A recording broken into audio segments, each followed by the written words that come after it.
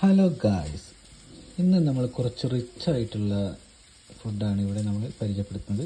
നിങ്ങൾ കുറച്ച് അഹങ്കാരമാണെന്നൊക്കെ പറയും, പക്ഷേ ഇന്ന് കുറച്ച് വില കുറഞ്ഞിട്ട് കുറച്ച് കൂടുതൽ മീൻ കിട്ടിയപ്പോൾ അത് വാങ്ങിയാണ്. നമ്മൾ മാർക്കറ്റിൽ ഇപ്പോൾ നല്ല വിലക്കുറവുണ്ട്, അങ്ങനെ വാങ്ങിയതാണ് കേട്ടോ. അപ്പോൾ ഇത് നല്ല അടിപൊളി പൂമീൻ എന്ന് പറയും. അവിടേക്കാണ് ഇപ്പോൾ എന്താണെന്നറിയില്ല, നിങ്ങൾ ഓരോരുത്തരുടെ ഭാഷയിൽ എന്താണ് പേരെന്നറിയില്ല. നമ്മളിത് പൂമീൻ എന്ന് പറയും.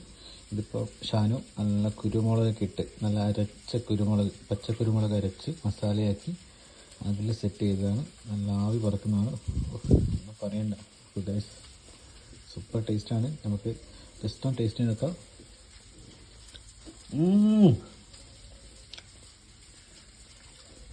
അതിൻ്റെ കൂടെ അച്ചു സ്പെഷ്യൽ ചെമ്മീനുണ്ട്. ഈ മസാല അച്ചുയുടെ സ്വന്തം മസാലയാണ്.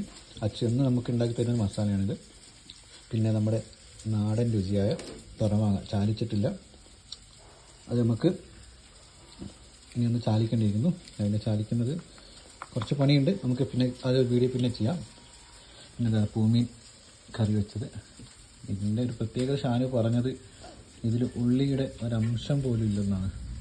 ഉള്ളി കൂട്ടാതെ കാല് മുളക് പൊടി മറ്റ് മസാല എന്തൊക്കെയോ കൂട്ടുണ്ടാകുമെന്ന് പറഞ്ഞിരുന്നില്ല, സീക്രട്ട് മസാല എന്ന് പറഞ്ഞിട്ട്. അപ്പോൾ അതും കുഴപ്പമില്ല, അടിപൊളിയായി നമുക്ക് കൂട്ടാം. പിന്നെ നമ്മുടെ സ്വന്തം മുതിരക്കറിയുടെ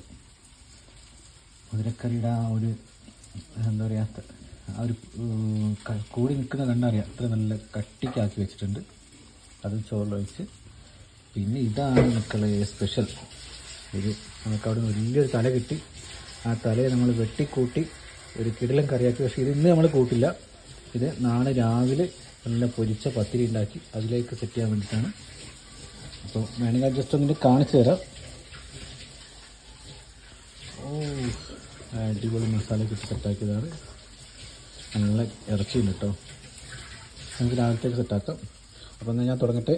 തൽക്കാലം കുറച്ച് മുതിരക്കറി എടുത്ത് ചോറിലേക്ക് പാർന്ന് അത് കുറച്ച് മീനിൻ്റെ ഗ്രേവി വേണതിലേക്ക് കൂട്ടാം. കൂടെ വെച്ച് തുറമാങ്ങ ഉണ്ട്, തുറമാങ്ങക്ക് പിന്നെ ചാലിക്കാം. അപ്പോൾ ഓക്കെ ഗൈസ്, ഇത്രയേ ഉള്ളൂ.